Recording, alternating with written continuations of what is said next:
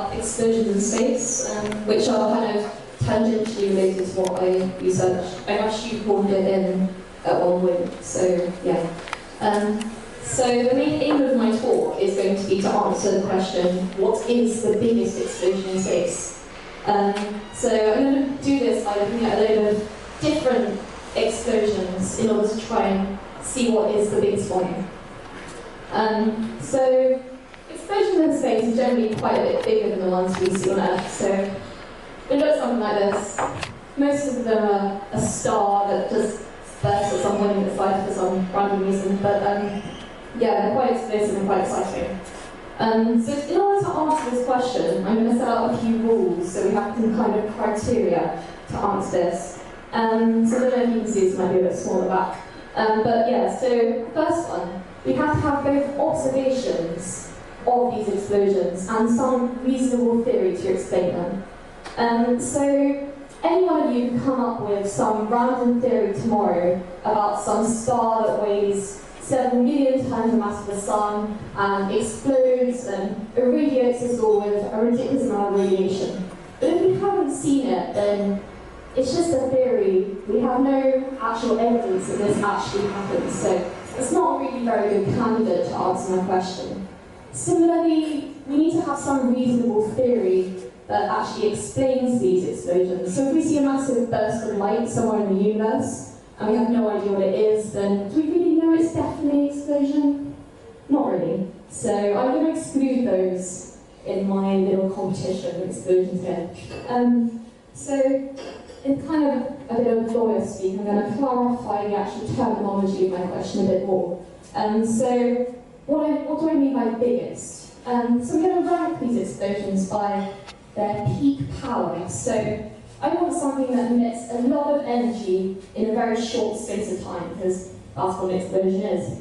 And astronomers, because they like to be a bit annoying, they tend to call power luminosity, because I don't know why. If I use luminosity at some point, I mean power. Just to clarify. An explosion is something that's quite short-lived. In space, things tend to last a long time. So stars tend to have lives which are millions to billions of years long. So something that's short for a star could be hours, weeks, months. And I think I'm still going to class that as an explosion, because that's a very short amount of time for a star. Finally, I'm going to exclude the Big Bang, because it would make my whole talk pointless, because I mean it literally has in its name, Big Bang. So to make it a bit fairer, I'm going to exclude that. Also, I don't really know that much about it, so let's not do that. So, what are the contenders? So, I'm going to start with Type 1a supernovae. So supernovae, they come in various different guises. Most of them are, as I'm going to get onto a bit later, exploding stars, but this specific type of supernovae, Type 1a, they're a bit different. So, as Niels has mentioned earlier, white dwarfs, during their lives they're a bit boring. Basically they're formed when a star, much like our sun, comes to the end of its life and collapses down to this object about the size of the Earth and weighs about the sun. So they can, however, become exciting when they decide to explode. So here's a little picture of a white dwarf. Unfortunately, it's sitting next to a very bright star, so it's a bit hard to see it. It's actually this tiny speck here. This is the brightest star in the sky, Sirius, and this is its white dwarf companion. You might not even be able to see it from the back, it's literally that dim. But when it explodes, it really becomes quite exciting. So when does it explode? Well, if you have a white dwarf and it's near a star, the white dwarf kind of has a bit, because it's quite compact, it has a really strong gravitational field, and it tends to break matter off its companion, and it's causing it to become a bit more massive, and eventually it becomes unstable and explodes. It can also happen if it collides with another white dwarf, but this is a bit rarer. Now, because, yes, these things explode, and they all explode at a very kind of specific mass called the Chandrasekhar mass. So it's about 1.4 times the mass of the Sun. And because this is like the same for all of these supernovae, it means they're very standard, and we can actually use them to measure the age of the universe. And this was done a few years ago, and actually got the Nobel Prize in 2011.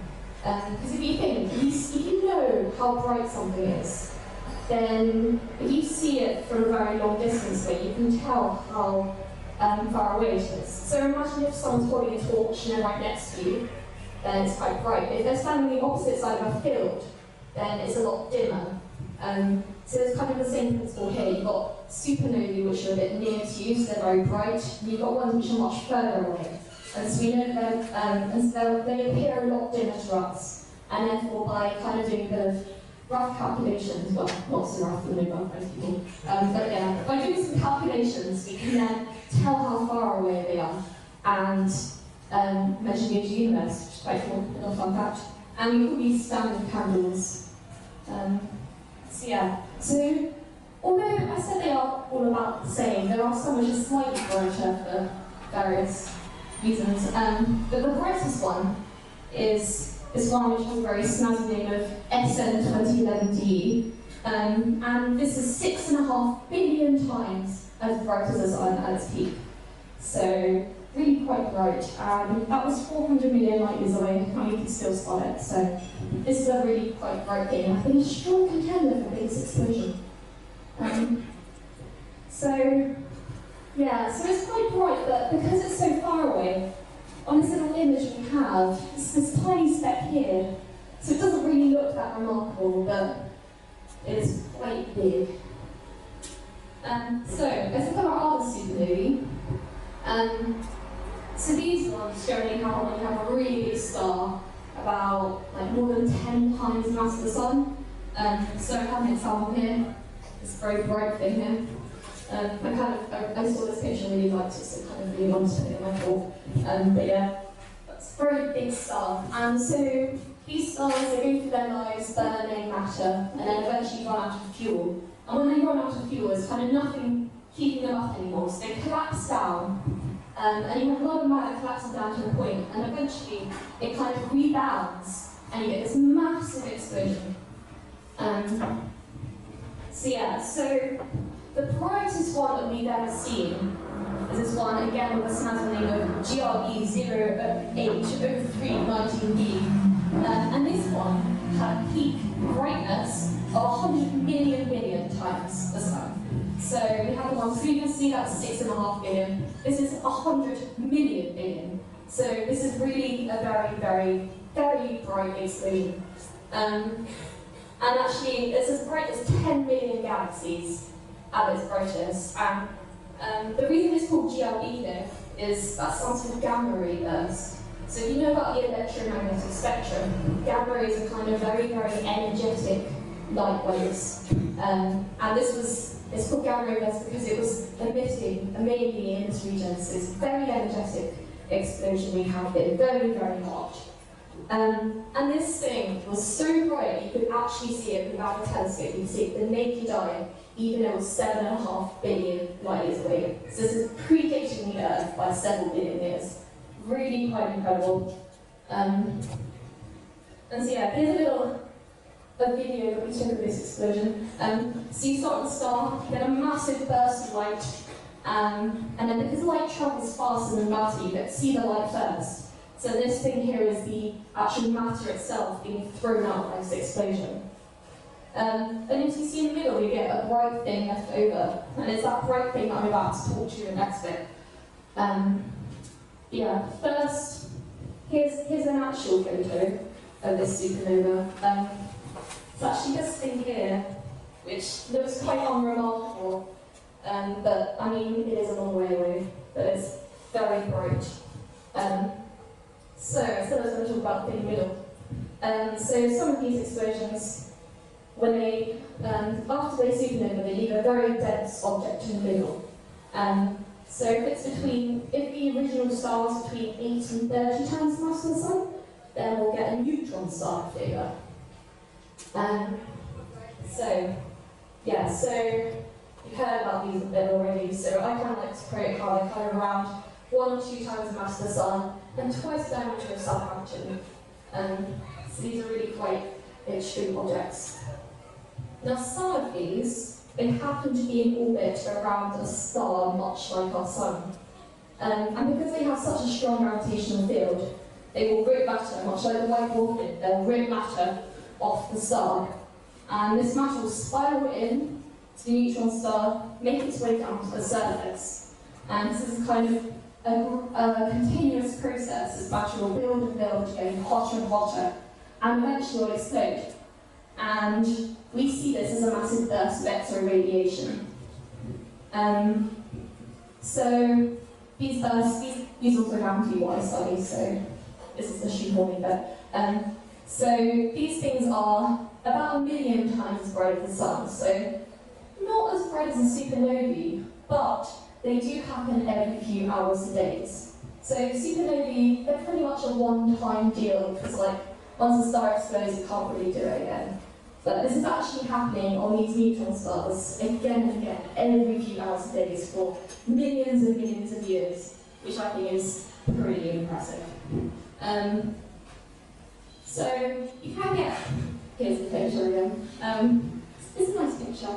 So you can get other explosions in neutron stars. So neutron stars have very strong gravitational fields, as you've heard of.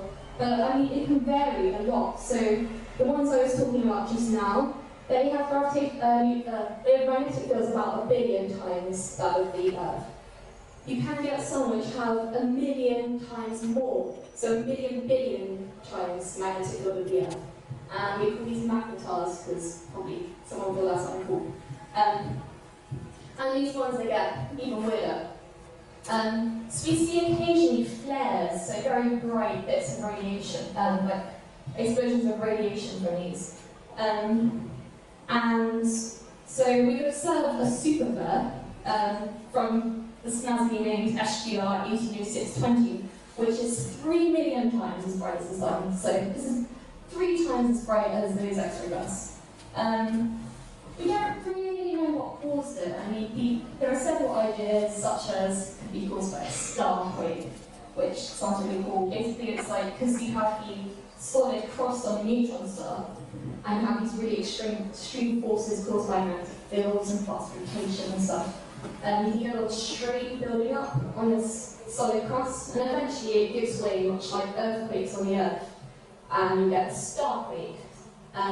And this will release a huge amount of radiation, we think. We don't really know. So this could be the source of these flares. It could also be something to do with the weird superconductivity and superfluidity and weird stuff in the core, but we don't really know. So people are kind of guessing for this one. But we've definitely seen them. Fun fact about this one is that this neutron star was 33,000 light years away. But this flare was enough to disrupt radio communications on Earth. So it's just like solar flares you get from the Sun. But that's 8 light minutes each way. This is 33,000 light years away. So that kind of gives you an idea of how extreme this was. Okay, so here's a nice picture of this neutron star. You might not be able to see it, so here's a little handy arrow. Your eye might be better than mine, but I can't really see it still. I think it's next to this dot there, but yeah, neutron stars are not very luminous. So my final contender for biggest explosion is colliding black holes. So again, you've heard a bit about these. These are very hip at the moment. Partially why I wanted to include them. So you might have heard about the detection of gravitational waves, which everyone in my field is very excited about at the moment. Is that a bingo? Excellent. When we finish the talk, come and see us. Well done. So the LIGO detector detected these gravitational waves a few months ago, and we think these were from a couple of black holes colliding. So black holes, so neutron stars are pretty big stars when you come to the end of their lives. But Black holes are very, very big stars. So you're talking about something that's more than 30 times the mass of the Sun. It's supernovas and then collapses down to something so dense that not even light can escape. And they are really, really weird. And as you'd expect, when you have two of these incredibly extreme objects colliding, they release a phenomenal amount of energy. So, I just wanted to include this for a little bit. So this is what some people think black holes look like when we see them. A literal black hole moving from the universe. But it's not really the right picture. This is more like what you should have in mind. So you have something which is attracting loads of gas. So you have a massive disk of hot spiraling gas. The stuff near the black hole, here, that's really hot, so it's rotating really quickly. So that's kind of glowing. You also get these massive jets of very, very fast-moving charged particles. So this is more like what a black hole actually looks like. Again, artist's impression, but it's a bit more realistic. So yeah, as I said, you can get these black holes, and if you get two of them close together, they'll spiral inwards and eventually collide and release a huge amount of radiation. So if you take the gravitational wave signal that we saw, then this produced radiation that was basically 100,000 billion times brighter than the Sun. So this is really quite extreme. However, there's a bit of a catch here, in that you can't really compare this gravitational radiation to the electromagnetic, so the light radiation in comparing to the other stars. Because it's kind of a bit, yeah. So basically, when you want to compare these things, there are several different ways that energy can be released in explosions. You can have light, which is essentially the temperature, so how hot the explosion is. But then the explosion can also cause things to move. So in a supernova, it can give lots and lots of energy and throw particles out. So that's another way it can radiate energy. Gravitational waves is kind of a third way that energy can be released. But as we don't really have any idea what kind of gravitational wave radiation that the other systems can produce, similarly, we haven't actually seen, really, there are some people who claim, but we don't really know if we've seen the electromagnetic counterparts. We don't really know if we've seen the light released by this collision. So I think we can't really, at this stage, we can't really compare these two things, and therefore I'm going to exclude this from this little competition, sadly.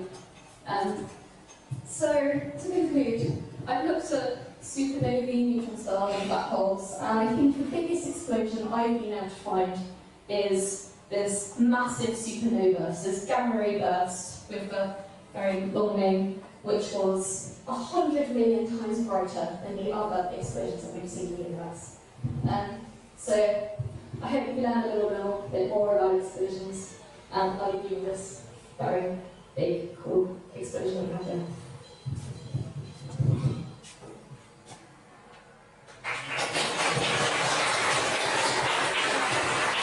Thank you very much, Alex. Do you take any questions? Are there any questions to answer about explosions in space, neutron stars? I've got a question about the gamma ray bursts. Actually, what mechanism was used to detect that to gather the data of the detection of gamma ray?